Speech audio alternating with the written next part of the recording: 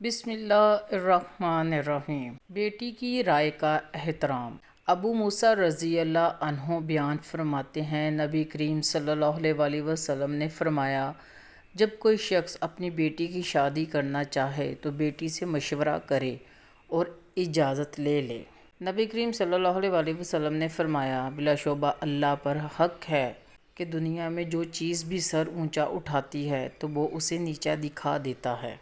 رسول اللہ صلی اللہ علیہ وسلم نے فرمایا، مومن کی مثال پودے کی پہلی نکلی ہوئی ہری شاخ جیسی ہے کہ جب بھی ہوا چلتی ہے اسے جھکا دیتی ہے، پھر وہ سیدھا ہو کر مصیبت برداشت کرنے میں کامیاب ہو جاتا ہے۔ رسول اللہ صلی اللہ علیہ وسلم نے فرمایا، اللہ عز و جل جب اپنے بندے کو کوئی نعمت دیتا ہے تو اس بات کو پسند کرتا ہے کہ اس کا اثر عملاً اس کی زندگی میں اپنے بندے پر دیکھے۔ رسول اللہ صلی اللہ علیہ وسلم اپنے تمام کاموں میں جہاں تک ممکن ہوتا دائیں طرف سے شروع کرنے کو پسند فرماتے تھے، طہارت وضو کے وقت بھی، کنگھا کرنے اور جوتا پہننے میں بھی۔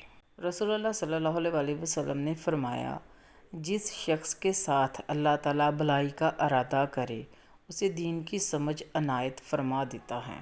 نبی اکرم صلی اللہ علیہ وسلم کے پاس جب کوئی ایسا معاملہ آتا جس سے آپ خوش ہوتے یا وہ خوش کن معاملہ ہوتا تو آپ اللہ تعالیٰ کا شکر ادا کرنے کے لیے سجدہ شکر ادا کرتے۔